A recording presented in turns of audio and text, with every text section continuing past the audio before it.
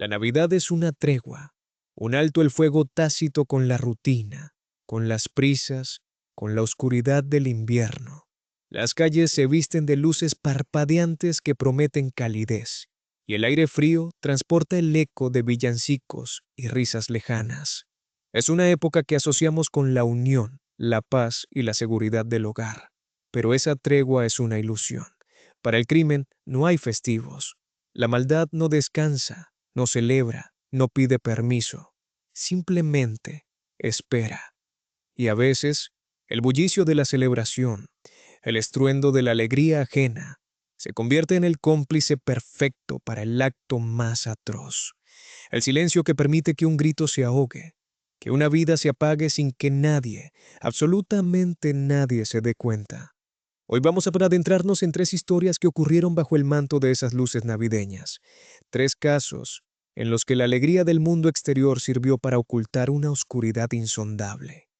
Porque la Navidad no detiene el crimen, solo hace que pase en silencio. Caso 1.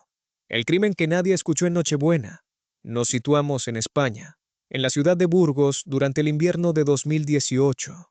Diciembre había llegado con su aliento helado, cubriendo las antiguas piedras de la catedral con una fina capa de escarcha y obligando a los transeúntes a encogerse dentro de sus abrigos. A pesar del frío, el espíritu navideño lo impregnaba todo. La plaza mayor brillaba con un árbol gigantesco, y las calles comerciales eran un hervidero de gente apurando las últimas compras, cargados de bolsas y buenos deseos. El aroma a castañas asadas se mezclaba con el de los churros recién hechos, creando esa atmósfera tan característica, tan familiar. En una calle secundaria del centro, en un edificio de piedra con varias décadas de antigüedad, vivía Julián Vega. A sus 58 años, Julián era un hombre de rutinas inquebrantables y silencios cómodos. No era un ermitaño, pero había elegido una vida discreta, casi invisible para el ajetreo del mundo. Su pasión y su oficio eran los libros antiguos. Tenía un pequeño taller en la trastienda de su propio apartamento, donde se dedicaba a la minuciosa y paciente tarea de restaurar volúmenes olvidados, devolviéndoles la dignidad que el tiempo les había robado. Sus manos, expertas y cuidadosas, podían pasar horas reparando un lomo de cuero o reforzando una página amarillenta. Julián era un hombre predecible. Cada mañana, a las 9 en punto, salía de su portal. Caminaba las 3 calles que lo separaban del kiosco de la esquina para comprar el periódico. Y luego se detenía en la misma cafetería de siempre para tomar un café solo, de pie, en la barra, mientras hojeaba los titulares. Después, volvía a su refugio de papel y tinta, y el mundo exterior dejaba de existir para él hasta el día siguiente. No tenía esposa ni hijos. Su familia se reducía a una hermana que vivía en otra ciudad y un sobrino con el que apenas mantenía contacto. Su círculo social era tan reducido como las ediciones de los libros que tanto amaba. En los días previos a la Navidad de aquel año, la rutina de Julián apenas se alteró. Los vecinos lo vieron hacer sus compras habituales: el pan, algo de fruta, y una visita a una tienda de ultramarinos para adquirir una tableta de turrón de Gijona y una botella de sidra. No eran preparativos para una gran celebración, sino más bien pequeños gestos para no dejar que la fecha pasara completamente de largo. Un pequeño tributo a la tradición celebrado en soledad. El 24 de diciembre, día de Nochebuena, Julián no salió de casa. El kiosquero y el camarero del bar no lo vieron. Era lógico. Era un día para estar en familia. Y aunque él no la tuviera cerca, supusieron que, como tantos otros, se quedaría en casa, resguardado del frío y del bullicio. La noche del 24 de diciembre cayó sobre Burgos. Las luces de la calle iluminaban los balcones decorados, y a través de las ventanas de los edificios se adivinaban escenas de felicidad. Familias enteras reunidas alrededor de mesas repletas, el sonido de copas que chocan, las risas de los niños, la música de fondo. En el edificio de Julián Vega, el ambiente era el mismo. En el piso de arriba, una familia joven celebraba la primera Navidad de su bebé. En el de abajo, Un grupo de estudiantes universitarios había organizado una cena ruidosa antes de salir de fiesta. El aire en el hueco de la escalera olía a cordero asado y a pino. Fue en ese preciso instante, entre las 10:30 y las 11 de la noche, cuando el corazón de la celebración estaba en su punto álgido, que el crimen ocurrió. Mientras en el apartamento de al lado se descorchaba una botella de champán y los villancicos sonaban a todo volumen en una radio, alguien llamó a la puerta de Julián. No la forzó. No hubo un estruendo, no hubo un golpe seco que alertara a nadie. Julián, que no esperaba visita, debió sentir extrañeza. Quizás pensó que era un vecino necesitado de azúcar o sal, un favor común en cualquier comunidad.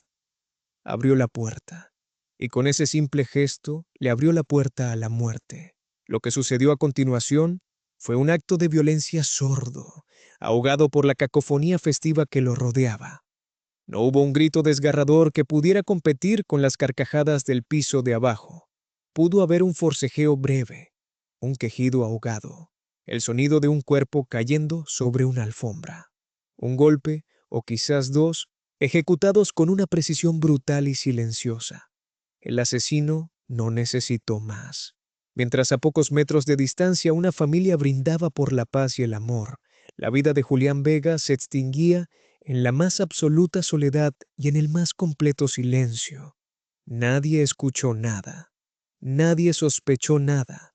El asesino se tomó su tiempo, cerró la puerta al salir y se desvaneció en la noche, dejando tras de sí solo el eco de una fiesta que no era la suya. La Navidad había proporcionado la coartada perfecta. Los días festivos tienen una inercia propia. La Navidad no termina el 25 de diciembre. Se estira, perezosa, hasta el día de Año Nuevo. El 25, el día de Navidad, nadie echó en falta a Julián. Tampoco el 26. Eran días de sobras recalentadas, de visitas familiares postergadas y de una calma perezosa que se instala tras el frenesí de la Nochebuena. La ausencia de Julián en su rutina matutina fue, durante esas primeras 48 horas, completamente normal.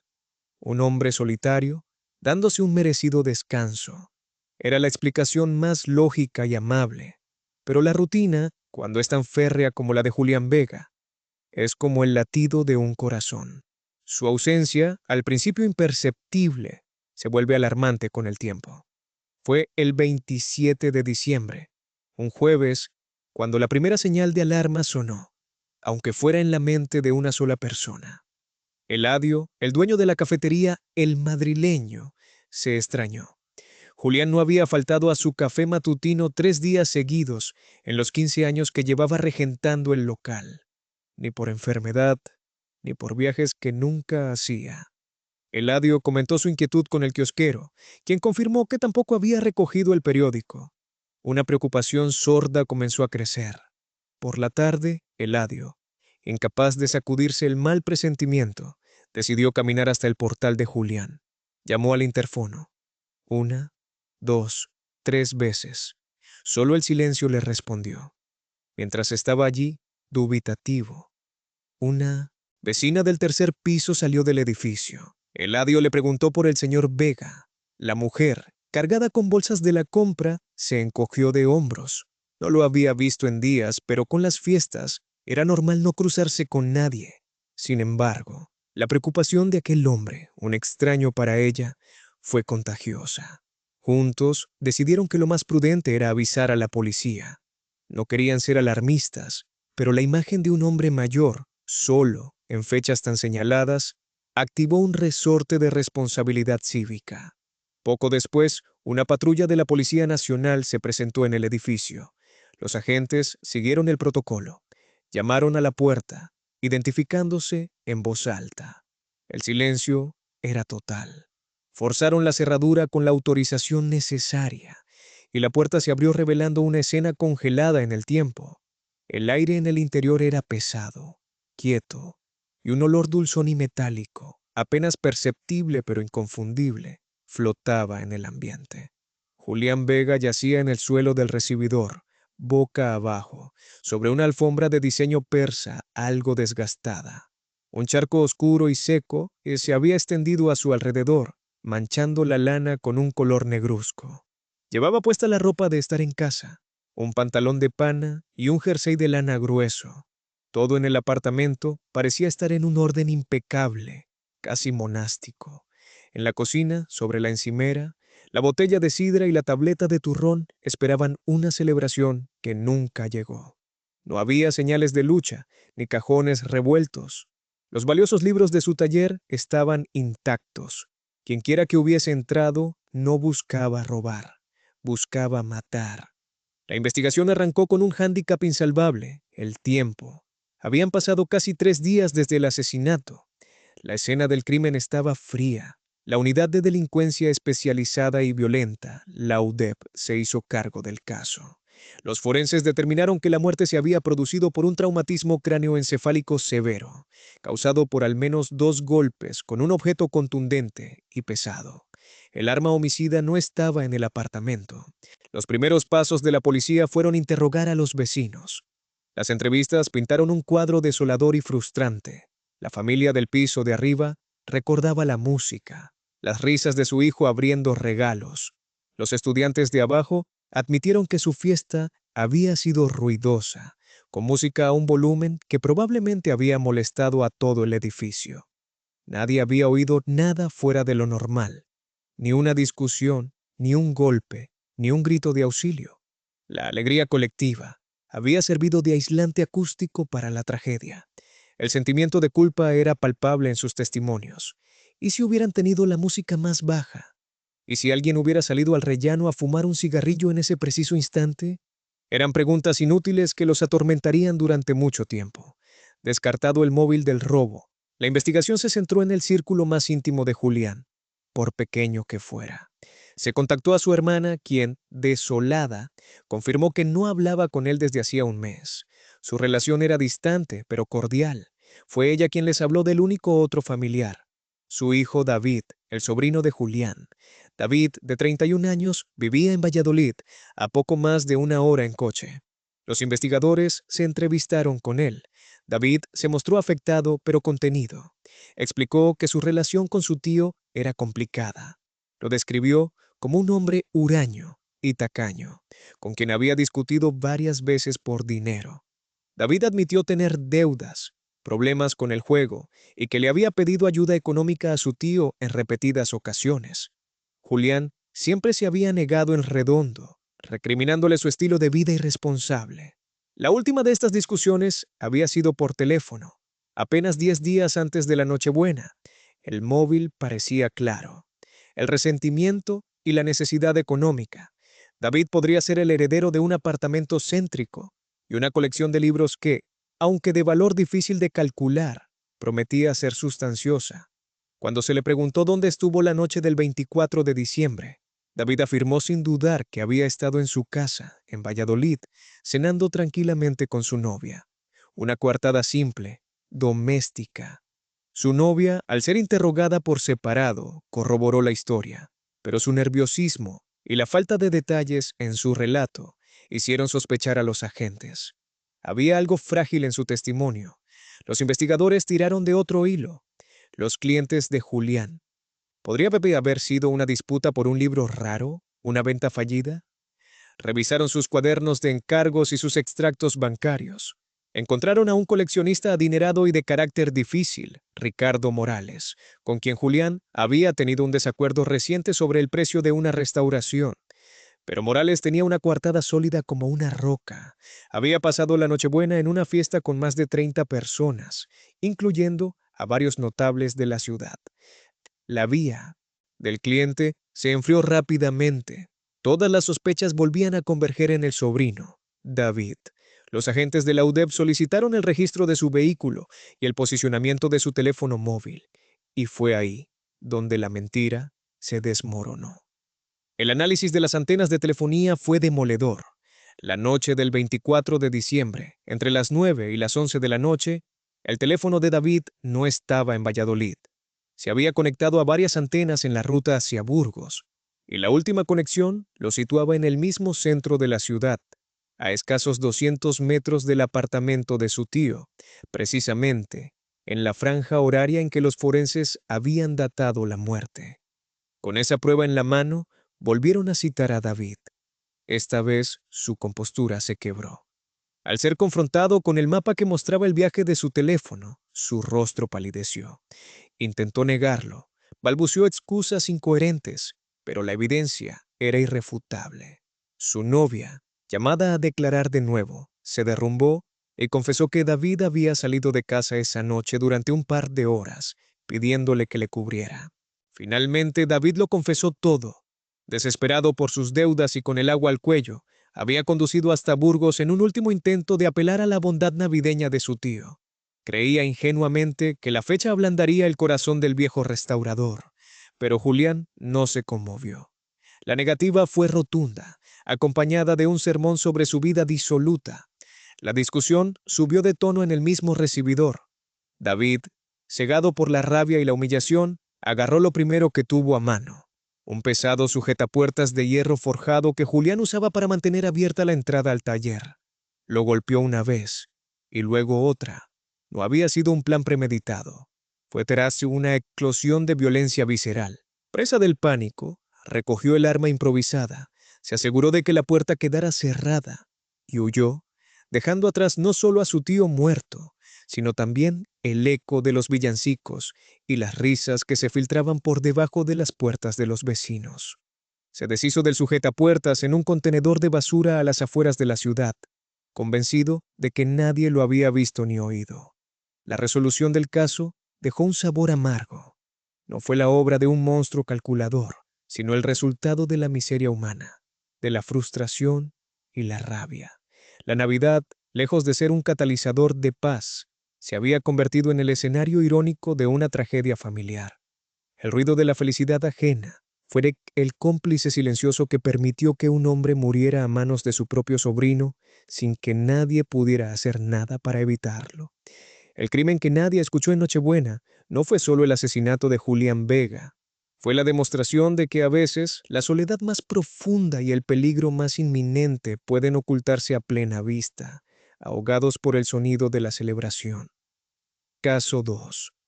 Un regalo que nunca debió abrirse. Si el caso de Julián Vega nos habla de la soledad en medio del bullicio, nuestra siguiente historia nos sumerge en el reverso tenebroso de la unión familiar. Nos adentra en un lugar donde las sonrisas ocultan resentimientos y los abrazos esconden dagas invisibles. Porque a veces el peligro no llama a la puerta, ya vive dentro, sentado a nuestra misma mesa. Nos trasladamos a las afueras de A Coruña, en Galicia, al invierno de 2015. En una espaciosa casa familiar con vistas a la ría, la familia Sotelo se preparaba como cada año para su gran reunión navideña. Eran una estampa de la familia tradicional, los padres ya jubilados, Manuel y Carmen, actuando como patriarcas benevolentes, y sus dos hijas, Elena y Clara, el sol y la luna de la familia. Elena, la mayor, tenía 42 años y era el orgullo de la casa. Había estudiado Derecho en Santiago y se había mudado a Madrid, donde se había convertido en una abogada de éxito en un prestigioso bufete. Estaba casada con un arquitecto y tenía 2 hijos adolescentes. Cada Navidad, su regreso era un acontecimiento. Llegaba con su coche de alta gama, cargada de regalos caros y anécdotas de la gran ciudad, y todos la recibían con admiración. Clara, 2 años menor, era su antítesis. Había elegido quedarse. Regentaba la farmacia del barrio, un negocio que había sido de su abuelo. Era soltera, sin hijos, y vivía a apenas 5 minutos de la casa paterna. Era ella quien se ocupaba de las citas médicas de sus padres, de las averías domésticas, del día a día. Era la hija servicial, la responsable, la que siempre estaba ahí. Pero su dedicación silenciosa quedaba a menudo eclipsada por el brillo de su hermana mayor. Entre Elena y Clara no había discusiones abiertas, no había gritos ni portazos. Había algo mucho más corrosivo, una corriente subterránea de tensión acumulada durante décadas. Clara sentía que sus sacrificios eran invisibles, que su vida era juzgada como un fracaso silencioso en comparación con el éxito rotundo de Elena. Cada elogio a su hermana era para ella una confirmación de su propio estancamiento. Elena, por su parte, quizás ajena a la profundidad de ese rencor, a menudo trataba a Clara con una condescendencia cariñosa, como si siguiera siendo su hermana pequeña y algo perdida. Una actitud que no hacía más que avivar las brasas del resentimiento. La relación era un campo de minas emocional, camuflado bajo una fina capa de cortesía familiar. El día 25 de diciembre de 2015 amaneció gris y húmedo, como es habitual en el invierno gallego, pero dentro de la casa de los Sotelo todo era calidez y alboroto. El olor del capón asado se mezclaba con el del pino del árbol de Navidad. Los nietos correteaban por el salón, probando sus juguetes nuevos. Tras el desayuno, llegó el momento tradicional del intercambio de regalos. Elena, como siempre, fue generosa. Un reloj de marca para su padre, un costoso perfume para su madre, un fin de semana en un balneario para Clara. Regalos impecables, pero impersonales. Cuando le llegó el turno a Clara, su regalo para Elena fue diferente. No venía en una bolsa de una tienda de lujo. Era una caja de madera labrada, atada con una simple cinta de raso. Dentro, una docena de figuritas de mazapán caseras, elaboradas por ella misma. Las he hecho como las hacía la abuela, dijo con una sonrisa tímida. Sé que son tus favoritas. Elena se emocionó. Era un gesto íntimo, un recuerdo de la infancia. Agradeció a su hermana con un abrazo que por un instante pareció sincero. Nadie podía imaginar que aquel regalo, un símbolo de afecto y tradición, era en realidad un caballo de Troya, un vehículo para un odio pacientemente destilado. La comida fue larga y ruidosa, risas, brindis, anécdotas. La familia Sotelo, a los ojos de cualquiera, era la viva imagen de la felicidad navideña. Clara, sentada frente a su hermana, observaba cada uno de sus gestos, participando en la conversación con una calma inquietante. Después del postre con el café, Elena, recordando el regalo de su hermana, abrió la caja de madera y cogió una de las figuritas de mazapán. ¡Qué delicia, Clara! Tienes las mismas manos que la abuela, dijo tras darle un mordisco. Se comió la figura entera y después otra, mientras charlaba animadamente con su cuñado. El crimen no fue un estallido de violencia, fue un acto sigiloso, taimado y cruel, que se desarrolló a cámara lenta ante los ojos de toda la familia. Una media hora después de comer los mazapanes, Elena empezó a sentirse mal. Primero, una extraña sensación de ardor en la boca, seguida de náuseas. Se lo achacó a la comida copiosa. Creo que me ha sentado mal el capón, comentó, llevándose una mano al estómago. El caos navideño fue el cómplice perfecto para el encubrimiento. El malestar de Elena se diluyó en el ambiente festivo. Su madre le ofreció una infusión de manzanilla. Su marido le dijo, medio en broma, que ya no tenía edad para esos atracones. Clara, la farmacéutica, se acercó con aire preocupado. Puede ser un corte de digestión. Lo mejor es que te acuestes un rato. Si te encuentras peor, te doy algo para el vómito, le sugirió, interpretando a la perfección el papel de la hermana solícita. Elena, cada vez más pálida y mareada, decidió seguir su consejo y subió a la que había sido su habitación de soltera. La fiesta continuó abajo, aunque con el volumen ligeramente más bajo. Nadie le dio mayor importancia. Las indigestiones en Navidad son tan tradicionales como el turrón, pero Elena no mejoraba. Los síntomas se agravaron en la soledad de su cuarto.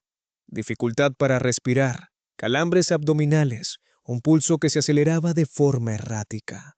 Murió sola, en silencio, mientras su familia seguía celebrando en el piso de abajo, ajena a la tragedia que se estaba consumando. Fue su marido quien la encontró a la mañana siguiente, el día 26. Al ver que no bajaba a desayunar, subió a buscarla y la encontró sin vida en la cama. El grito rasgó el silencio de la casa. La primera suposición, la más lógica, fue un infarto fulminante, una embolia, una tragedia imprevisible. La llamada a los servicios de emergencia confirmó la muerte, y el médico de familia, amigo de los Sotelo, certificó el fallecimiento por aparentes causas naturales, a la espera de la autopsia preceptiva pero rutinaria. La investigación policial solo se activó cuando los resultados preliminares del análisis forense llegaron a la mesa del juez. No había sido un infarto. En el cuerpo de Elena se encontraron altas dosis de colchicina, un fármaco utilizado para tratar la gota, pero que en cantidades elevadas es un veneno potentísimo y letal. Sus síntomas, náuseas, ardor, fallo cardiorrespiratorio, coincidían punto por punto con una intoxicación por esta sustancia. El caso dio un giro de 180 grados. Ya no era una muerte natural, era un asesinato. La Guardia Civil tomó el control. Los investigadores interrogaron a toda la familia, uno por uno. Reconstruyeron las últimas 24 horas de Elena, minuto a minuto. El foco se puso rápidamente sobre la comida. ¿Alguien había envenenado el capón? Era improbable. Todos habían comido lo mismo. Fue entonces cuando el marido de Elena recordó el regalo de Clara, los mazapanes caseros. Recordó que Elena había sido la única en comerlos. Los agentes registraron la casa y en la papelera de la habitación de Elena encontraron el resto de las figuritas de mazapán. El análisis en el laboratorio fue concluyente. Estaban impregnadas con colchicina. Todas las miradas se volvieron hacia Clara, la farmacéutica, la que tenía acceso ilimitado al veneno, la que le había hecho a su hermana ese regalo tan especial. Cuando la confrontaron con las pruebas, Clara Sotelo se derrumbó. No hubo una negativa vehemente, solo una confesión fría, casi mecánica. Confesó que llevaba años planeando cómo vengarse de la vida que sentía que le habían robado. El éxito de su hermana, la atención que acaparaba, la condescendencia con la que la trataba, todo había ido alimentando un odio sordo y profundo. La Navidad, con su farsa de unidad familiar, le pareció el escenario perfecto para ejecutar su plan. Usar un dulce tradicional, un recuerdo de la infancia, como arma homicida, fue su toque final de crueldad. Quería que el último sabor que su hermana probara fuera el de su propia traición. Clara fue condenada a 20 años de prisión por asesinato con alevosía y parentesco. La familia Sotelo quedó devastada, rota para siempre. Habían perdido a una hija a manos de la otra. La casa con vistas a la ría, antes un hogar lleno de risas, se convirtió en un mausoleo de silencio y pena. El caso del regalo que nunca debió abrirse es un recordatorio brutal de que las peores amenazas no siempre vienen de extraños. A veces, crecen en nuestro propio jardín, alimentadas por el silencio, la envidia y las palabras no dichas. La confianza, especialmente la que depositamos en nuestra familia, es un vínculo sagrado, pero cuando se rompe, puede convertirse en el arma más afilada y letal de todas. Caso 3. Desapareció en Navidad y nunca volvió. Los dos casos anteriores nos han mostrado la violencia que puede irrumpir en medio de la celebración, crímenes con un principio y un final, por trágico que sea. Pero existe una forma de oscuridad aún más angustiante, la que no ofrece respuestas, la que deja un espacio vacío, una pregunta suspendida en el aire que tortura a los que se quedan atrás. Es la oscuridad de la ausencia, del no saber. Y cuando esa ausencia se instala en Navidad, transforma la época más luminosa del año en un recordatorio perpetuo de lo que se ha perdido. Esta es la historia de Laura Fuentes y de la noche en que se desvaneció. Nos situamos en Soria, en el año 2009. Laura tenía 21 años. Era una joven brillante, estudiante de segundo de periodismo en Madrid, que había vuelto a casa, como tantos otros, para pasar las fiestas con su familia. Era la hija mediana, una chica sociable, llena de energía y con una risa fácil que contagiaba a todos a su alrededor. Sus padres y sus dos hermanos la adoraban. Su regreso a casa por Navidad era siempre el verdadero pistoletazo de salida de las celebraciones familiares. Las últimas horas de Laura antes de desaparecer fueron absolutamente normales, indistinguibles de las de miles de jóvenes en cualquier ciudad de España. La noche del 23 de diciembre, víspera de Nochebuena. Es una fecha no oficial pero sagrada para reencontrarse con los amigos del instituto, aquellos con los que se ha crecido. Laura quedó con su grupo de toda la vida. Fueron de bar en bar por el Clesindino Hills, centro de Soria, por la zona de Herradores, un hervidero de gente joven, abrigos y bufandas, y el vaho del aliento mezclándose con el humo y la música. Risas, anécdotas del semestre, planes para el futuro. Nada en el comportamiento de Laura ni en el de nadie a su alrededor hacía presagiar nada malo. Era una noche feliz y anodina. Poco antes de las 2 de la madrugada, el grupo empezó a disolverse. Cansados y con la promesa de la cena de Nochebuena a la vuelta de la esquina, cada uno fue emprendiendo el camino a casa. Laura se despidió de su mejor amiga, Marta, con un abrazo y un mañana nos vemos. Su casa estaba a unos 15 minutos andando, un trayecto que había hecho cientos, si no miles, de veces. Era un camino conocido, iluminado por las luces navideñas de la ciudad. A las 2:07 de la madrugada, Laura envió su último mensaje. Fue a su hermano mayor, que la esperaba despierto.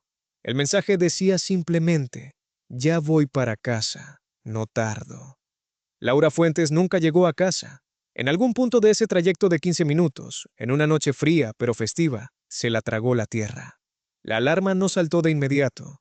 Su hermano, al ver que no llegaba, pensó que se había encontrado con alguien más y se había entretenido, o que quizás, en el último momento, había decidido quedarse a dormir en casa de Marta. Intentó llamarla, pero su teléfono ya estaba apagado o fuera de cobertura. Se fue a la cama con una ligera inquietud, pero sin pensar en lo peor. La mañana del 24 de diciembre, la Nochebuena, comenzó la verdadera angustia. Laura no estaba en su cama. Sus padres, al principio, compartieron la teoría del hermano. Estaría en casa de su amiga. Pero una llamada a Marta lo desmintió todo. Marta estaba preocupada. No sabía nada de Laura desde que se despidieron la noche anterior. Las llamadas se sucedieron. A todos los amigos, a todos los conocidos. Nadie la había visto. El pánico se apoderó de la familia Fuentes. Acudieron a la comisaría de la Policía Nacional para denunciar la desaparición. Y aquí es donde la fecha jugó en su contra. Era el mediodía del 24 de diciembre. La ciudad estaba paralizada por los preparativos de la gran cena. Las instituciones funcionaban con servicios mínimos. Aunque los agentes tomaron la denuncia con seriedad, el despliegue a gran escala de una búsqueda no fue inmediato.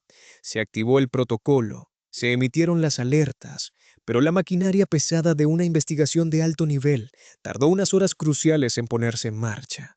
Esas horas, perdidas en el limbo de un día festivo, fueron una tortura para la familia y quizás una ventaja para quien quiera que estuviese detrás de la desaparición de Laura. Cuando la búsqueda comenzó en serio, se centró en el trayecto que Laura debería haber seguido. Se peinó cada metro de esas calles, cada callejón, cada solar vacío. Se organizaron batidas ciudadanas en las que participaron cientos de vecinos de Soria, conmocionados por la noticia. Se revisaron las escasas cámaras de seguridad de la zona, pero la calidad de las imágenes, en 2009, era deficiente y no arrojaron ninguna pista útil. La investigación barajó tres hipótesis principales. La primera, la fuga voluntaria. Fue la primera en descartarse. Laura no tenía motivos para huir. Su vida era estable, feliz.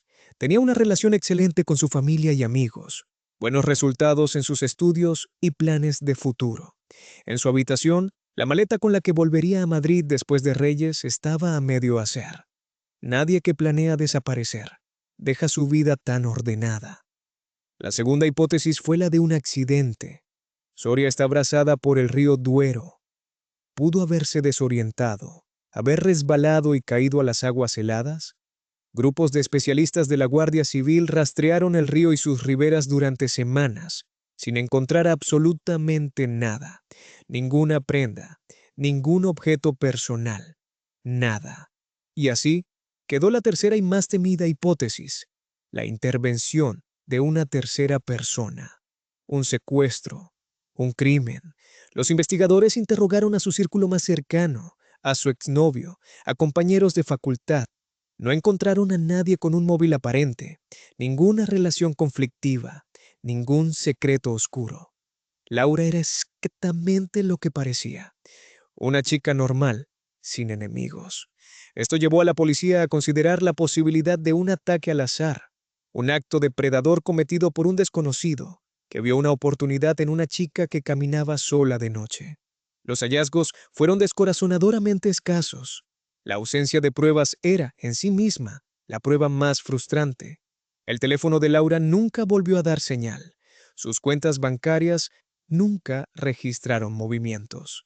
Semanas después de la desaparición, Un operario de limpieza encontró un pequeño pendiente de plata con forma de estrella en una alcantarilla cercana a la ruta que Laura había tomado.